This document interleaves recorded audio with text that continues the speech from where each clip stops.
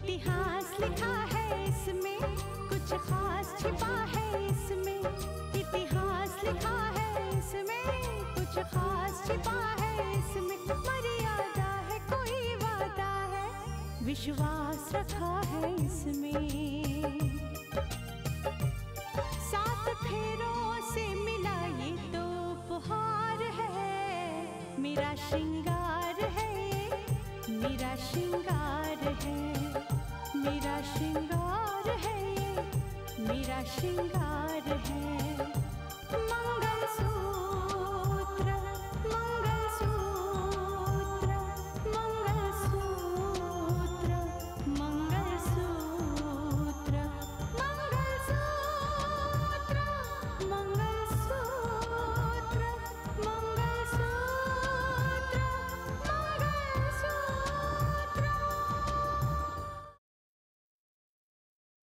आप जब कभी निकलवाना चाहे निकलवा लीजिए, हमें कोई एतराज नहीं होगा। तो ठीक है रघुवीर जी, मैं मुहूर्त निकलवाने के बाद आपको फोन करता हूँ। आज ही खुलासा होगा, सारी बातों का खुलासा आज ही होगा। जिसे मंगलसूत्र की मर्यादा की कोई परवाह नहीं, उसे इस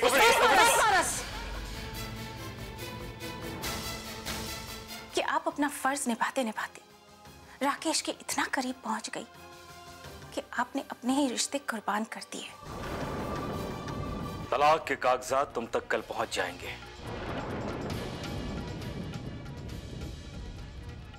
साइन कर देना।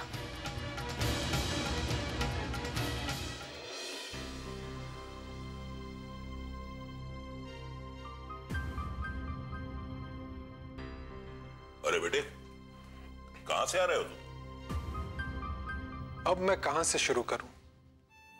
घर पे बैठे बैठे वक्त ही नहीं कटता। बहुत परेशान हो गया हूं मैं। आखिर मैं क्या करूं? तुम परेशान क्यों होते हो बेटा?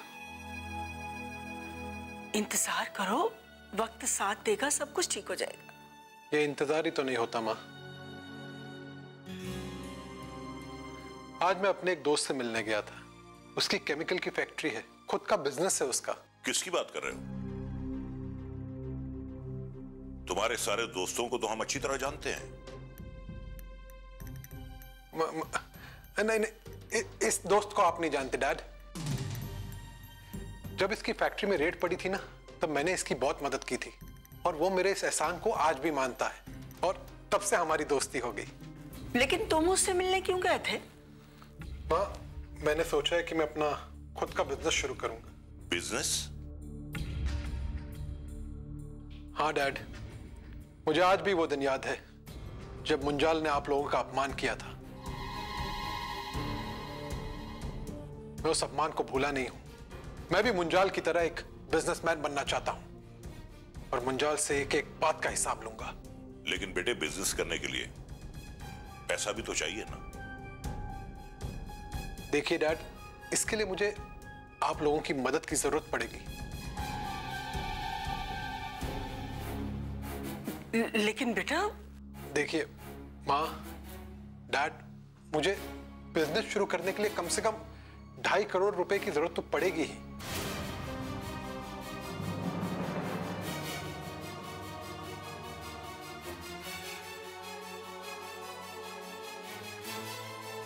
देखिए डैड, अब आप लोग सोचिए कि आप लोग मुझे ये रकम दे सकते हैं या नहीं। मेरा भविष्य एक बार फिर से आप लोगों के हाथ में है। मुझे एक रास्ता नजर आया है, अब उस पर मैं चल सकूंगा या नहीं, ये आप लोग ही डिसाइड कर सकते हैं।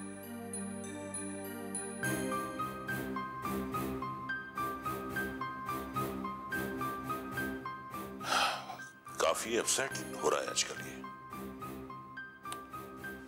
कुछ ना कुछ तो करना ही पड़ेगा इसके लिए। ये क्या मजाक कर रही हो रितिका? ऐसा नहीं हो सकता। मैं मजाक नहीं कर रही हूं पापा, यही सच है। और इसीलिए अब मेरा रिश्ता ना तो मानस के साथ है और ना उस घर के साथ। मैं नहीं जाऊंगी उस घर में वापस, कभी नहीं जाऊंगी। नहीं दीदी, रिश्तों को क्या उन लोगों ने मजाक समझ रखा है? जब चाहे जोड़ लिया और जब चाहे तोड़ दिया। आखिर मानस चाहता क्या है? क्यों करता है ऐसा वो? उसने पहले भी ये कोशिश की थी कि दीदी का रिश्ता राकेश से जुड़ जाए।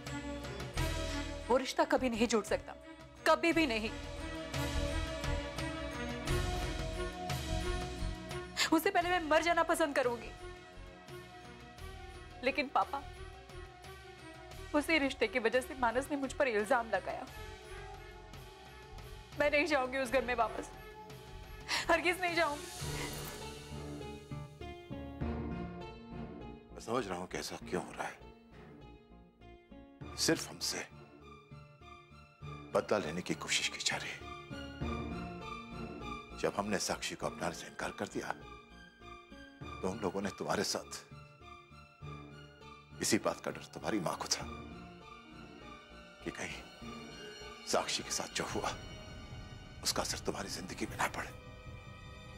और वैसा ही हुआ, बिल्कुल वैसा ही हुआ। आप ठीक कहते पापा।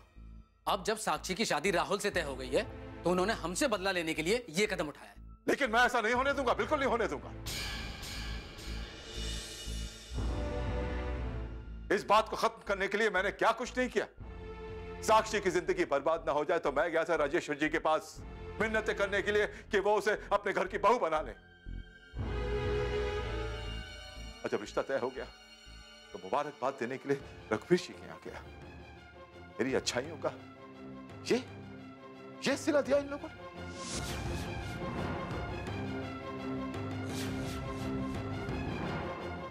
उन्हें मेरे हर सवाल का जवाब देना होगा। मेरे हर सवाल का जवाब देना होगा उन लोगों ने।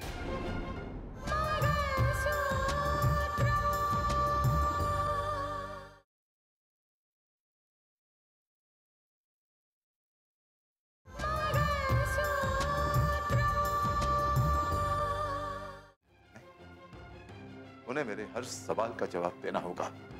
मेरे हर सवाल का जवाब देना होगा उन लोगों ने।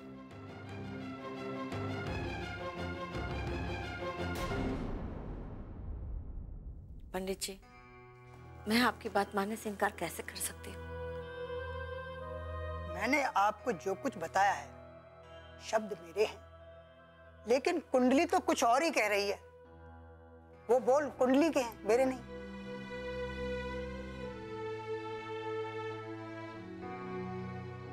कुछ लोग ज्योतिष विद्या को बहुत मानते हैं, कुछ लोग नहीं मानते। और जो लोग नहीं मानते हैं उनको मानने के लिए हम मजबूर नहीं कर सकते। और ये तो मैं भी नहीं कहूंगा कि आप इस बात को मानिए। पंडित जी, मैंने महसूस किया कि आपने जब जब जो भी भविष्यवाणी की है सब सही हुई है। कुछ साल पहले जब मैंने आपको रितिका की कुंडली दिखाई थी तो आपने कहा था कि रितिका की कुंडली में 2 शादियों का योग है। उस वक्त तो मैंने आपकी बात पर यकीन नहीं किया था, ध्यान नहीं दिया था उस बात पर। लेकिन बाद में जो परिस्थितियां सामने आई, उन हालात में हमें रितिका की दूसरी शादी करनी पड़ी। देखिए, आपने अपनी बच्ची का दूसरा विवाह किया, क्या उस दूसरे विवाह से वो खुशहाल है? हाँ पंडित जी, आपने जो कुछ कहा हर बार मैंने उसी हिसाब से सब कुछ किया है। पंडित जी, इस बार भी मन घबरा रहा है। आपने कहा था कि रितिका की जिंदगी में कोई बहुत बड़ा तूफान आने वाला है। आपने किसी तूफान का जिक्र किया था, तो क्या उसे रोकने का कोई उपाय नहीं? कोई तो रास्ता होगा ना?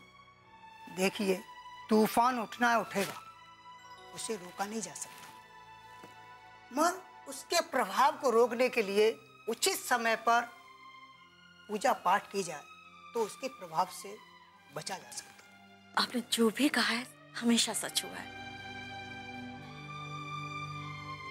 तो आपने एक बात कही थी कि रितिका को हो सकता है कि माता पिता या पति इनमें से किसी एक को खोना पड़े।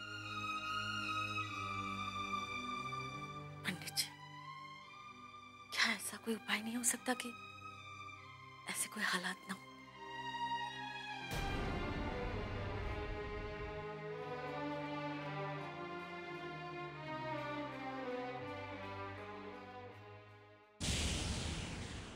रघुवीर जी, रघुवीर जी, कहां हैं आप?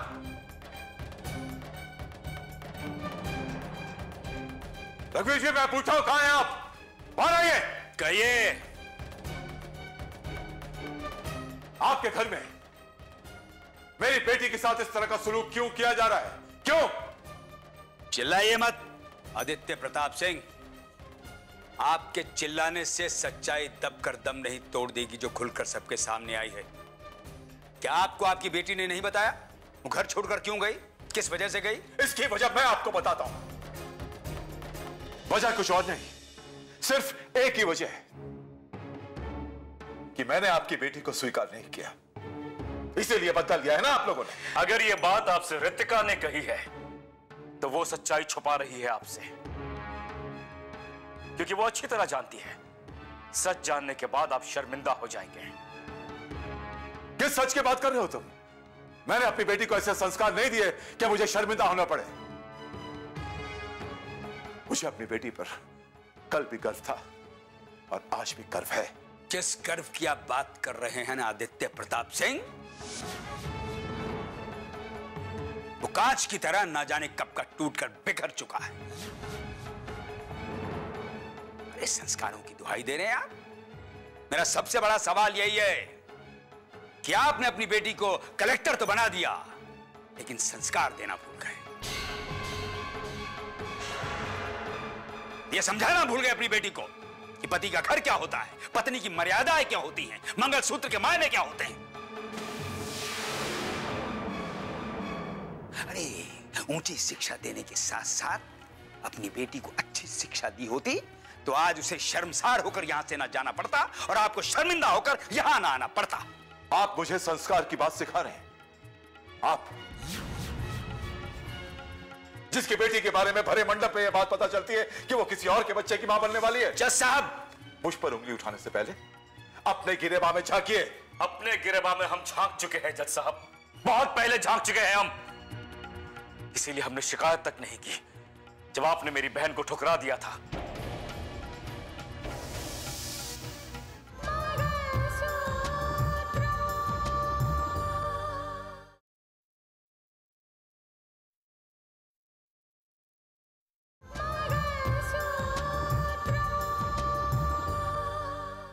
अपने गिरेबा में झांकिए। अपने गिरेबा में हम झांक चुके हैं जज साहब, बहुत पहले झांक चुके हैं हम। इसीलिए हमने शिकायत तक नहीं की जब आपने मेरी बहन को ठुकरा दिया था।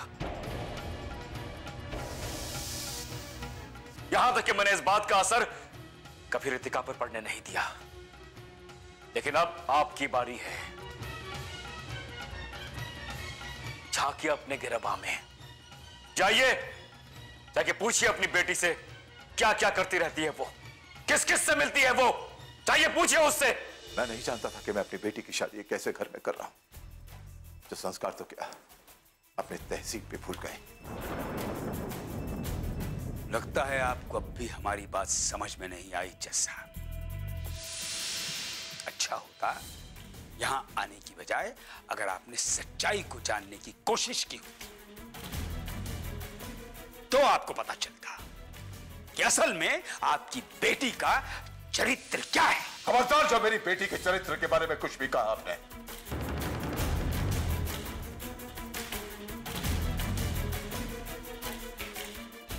आपके मुंह से निकले हुए हर लफ्ज को याद रखिएगा। हर लफ्ज का जवाब दूंगा, जरूर दूंगा।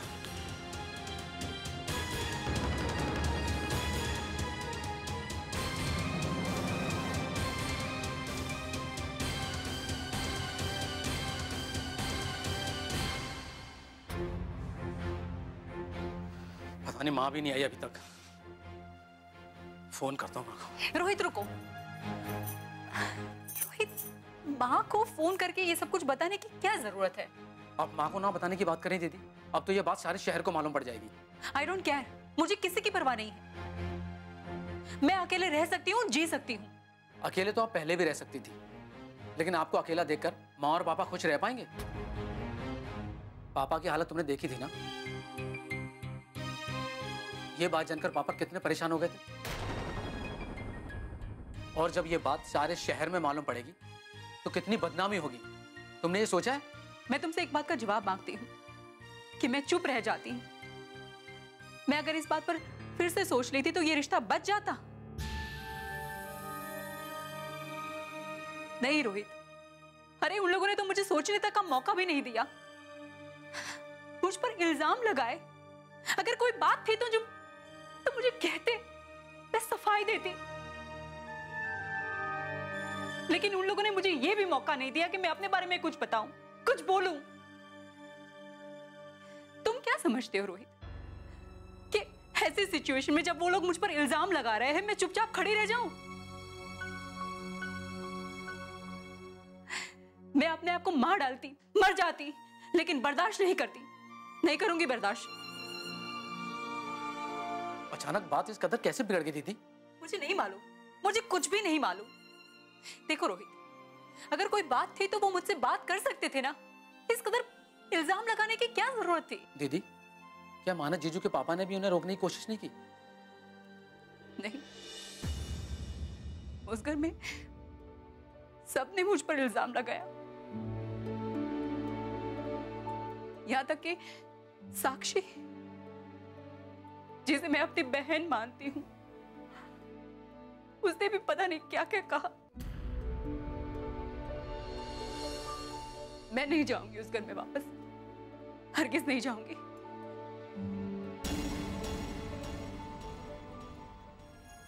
साक्षी, ये जो कुछ भी मैं सुन रही हूँ, ये सब क्या है?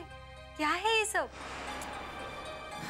छोड़ो यार दिव्या, मुझे इसके बारे में कोई बात नहीं करनी है। लेकिन मैं सच्चाई जानना चाहती हूँ साक्षी।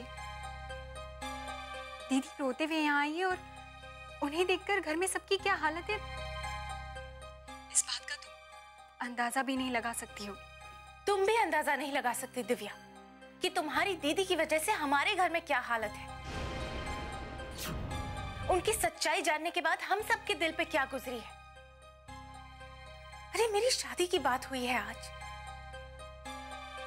घर में खुशियां मनाई जानी चाहिए थी, पर घर में सब खामोश है, दुखी है, उदास है, मातम फैला हुआ है। नहीं साक्षी, ऐसा क्या हुआ है? मैं जानना चाहती हूँ, मैं पूरी बात जानना चाहती हूँ साक्षी। तुम इस बात को छोड़ दो दिव्या। देखो, हम दोनों सहेली हैं और कोशिश करना कि इस बात का असर हम दोनों की दोस्ती पर ना पड़े। इस बात का हमारी दोस्ती पे कोई असर नहीं पड़ेगा साक्षी, लेकिन मैं फिर भी तुम्हारे मुंह से ये सच जानना चाहती हूँ कि आखिर सच्चाई क्या है साक्षी, प्लीज। तुम सच जानना चाहती हो ना, तो सुनो, मैं तुम्हारी, अपनी और सबकी कसम खा के कहती हूँ कि इसमें मेरे भाई की कोई गलती नहीं है, बल्कि आज तक तुम्हारी दीदी मेरे भैया के साथ विश्वासघात करती आई है। क्या? हाँ दिव्या, आखिर मेरे भैया कब तक ये बर्दाश्त करते कि तुम्हारी दीदी किसी और मर्द के साथ बाहर जाती है घूमने, बाहर होटल्स में जाती है।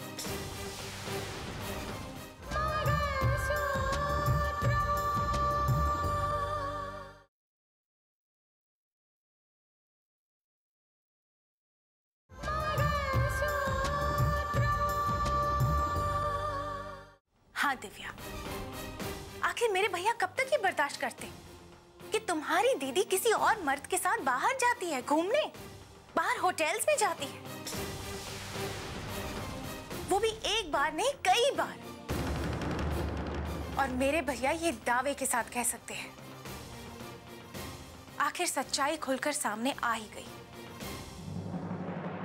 ठीक है दिव्या, मैं बाद में बात करती हूँ, बाय।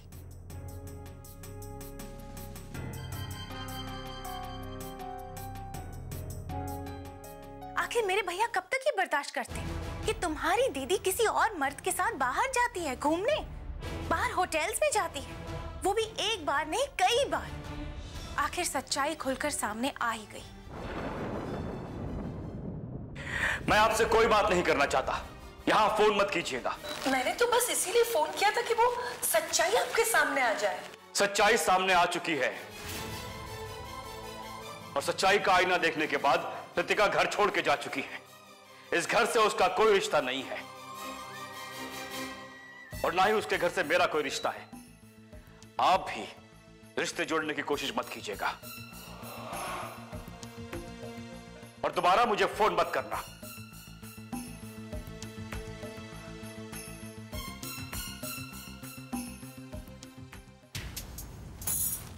क्या बात है स्नेहा, ऐसी कौन सी खबर सुन ली तुमने? खबर ही कुछ ऐसी है मेघना जी, आप भी सुनोगे तो खुश हो जाओगे। हमारे प्लानिंग में आग लगाने वाली वो ऋतिका, उसकी ही जिंदगी में अब आग लग चुकी है और उसके साथ साथ उसके पूरे परिवार की खुशियों में भी आग लग चुकी है। अब आगे आगे देखिए होता है क्या। जो आग लगाना था वो तो तुमने लगा दिया, लेकिन इस बात का ख्याल रहे कि ये बात खुलने ना पाए। मानस मुझ पर ही नाराज हो रहा था, कह रहा था आइंदा यहाँ पे कभी फोन मत करना। जब वो ही मुझे मना कर रहा है तो भला वो मेरा नाम कैसे लेगा? और मान लो कि उसने मेरा नाम ले भी लिया तो मैं मानने से मना कर दूंगी। लेकिन एक न एक दिन सबको तो पता चल ही जाएगा ना मैडम। मैं कल तक डरती थी कुंदन, क्योंकि मैं एक मकसद को लेकर चल रही थी। मुझे किसी भी हालत में वो मकसद को बिगाड़ना नहीं था। मैं बिपिन को मुंजाल के घर तक पहुंचाना चाहती थी, लेकिन अब मेरा वो मकसद बिगड़ चुका है। तो अब मुझे क्या डर? अब तो मैं सोच रही हूं कि ऋतिका के सामने मैं कह कही लगाऊं और देखना ऐसे ही होगा।